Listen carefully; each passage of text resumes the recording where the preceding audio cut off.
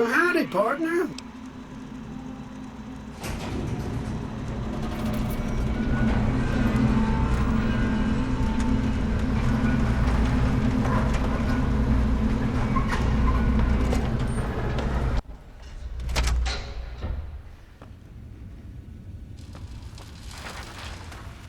Have a nice day. Where to, partner? Penthouse floor.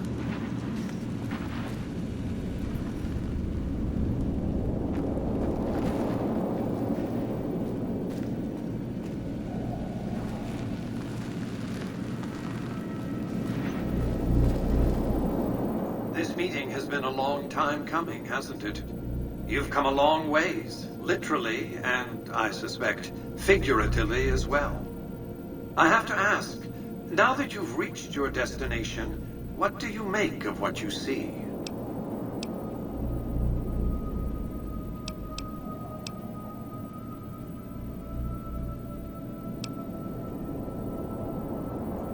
A crude question, crudely asked. I'll be happy to satisfy your rambunctious curiosity at a more appropriate moment. But now, I'll repeat my question. What...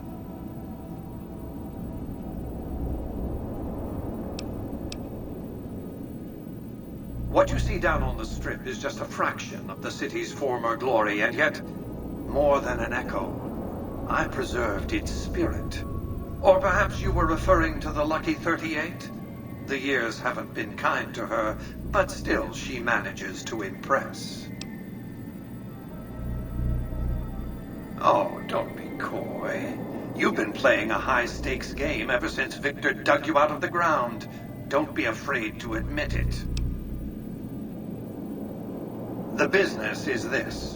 One of my employees has stolen an item of extraordinary value from me, and I want it recovered. Simple enough.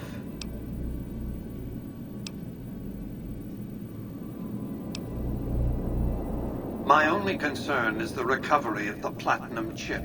What happens to Benny, I leave to your discretion. When you bring the chip to me, I will pay you 4 times the delivery bonus stipulated in your contract.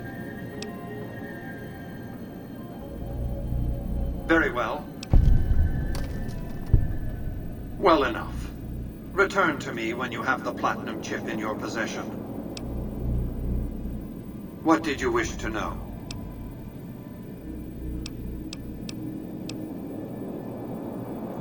It's a very special item. There's nothing else like it in the entire world.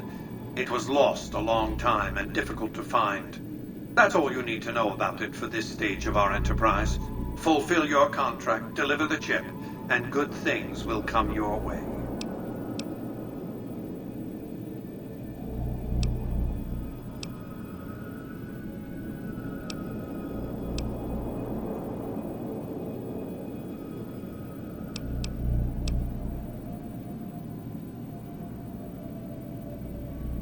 Then Vegas shall be lost, and with it, mankind's best hope for long-term survival.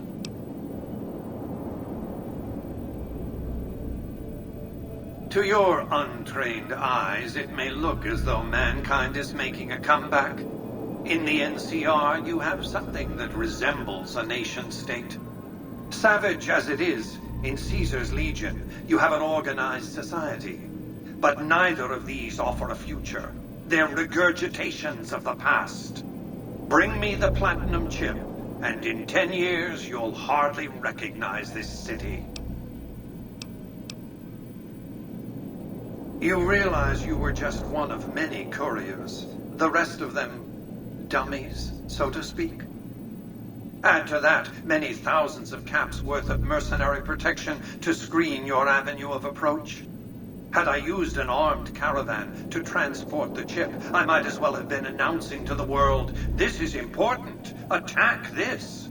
I didn't want to attract the attention of groups like the Great Khans or the Brotherhood of Steel. Alas, the real threat was closer to home.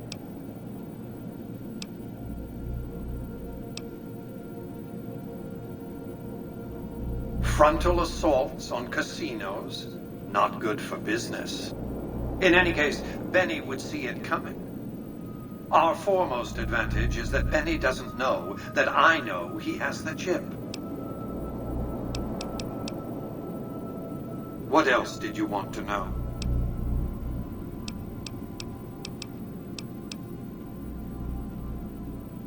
I am Robert Edwin House, President, CEO, and sole proprietor of the New Vegas Strip.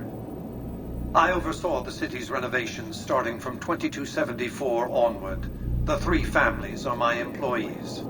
Before the Great War of 2077, I was the founder, president, and CEO of Robco Industries, a vast computer and robotics corporation. Don't let the video screens and computer terminals fool you. I'm flesh and blood, not silicon.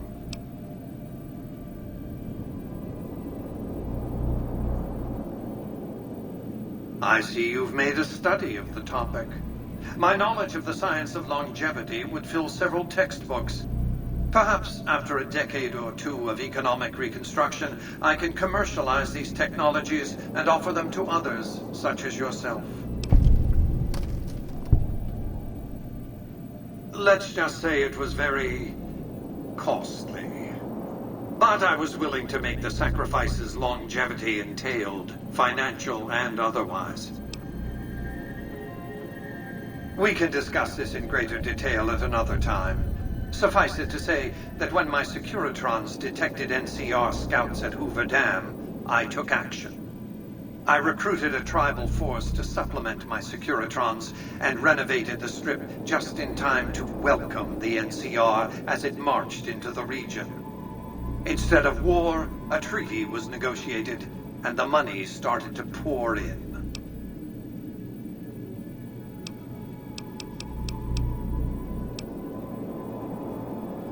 It's understandable that you'd be curious about this topic, but we'll hold off until the platinum chip has... whatever.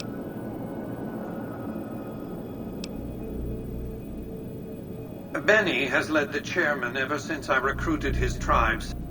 Until his recent misbehavior, I'd planned to make him my protege. Maybe if I'd begun grooming him sooner, none of this would...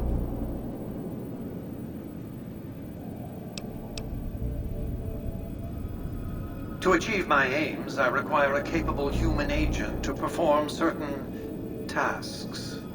I knew Benny was ambitious, even ruthless, but I believed he would do the job so long as he was incentivized appropriately. Obviously, I miscalculated his drive for supremacy, but in any case, you've come along, a more than suitable replacement.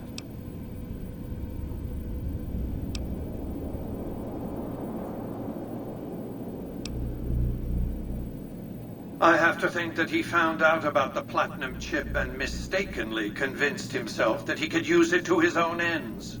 One of the problems of a tribal workforce, I'm afraid. No intuitive understanding of how complex technologies can be.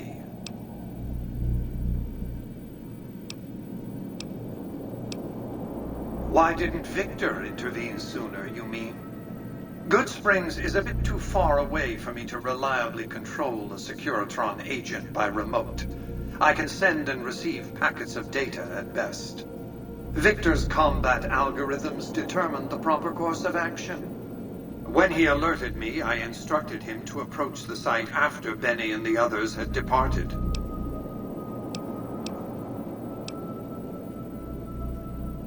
It won't be easy.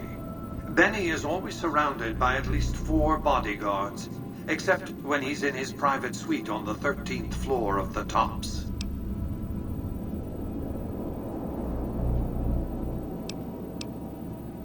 It's more complicated than that.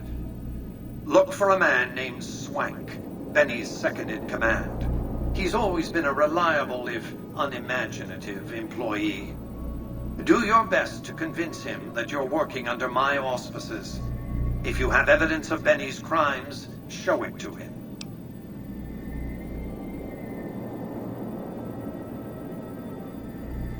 By contract, Securitrons are to enter the casinos only when invited by the 3 families.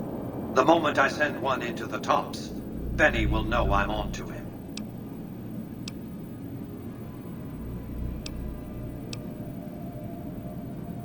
Sneaking into Benny's suite on the 13th floor would be very difficult, but not impossible. There might be guards. Certainly there'd be a sturdy lock on his front door.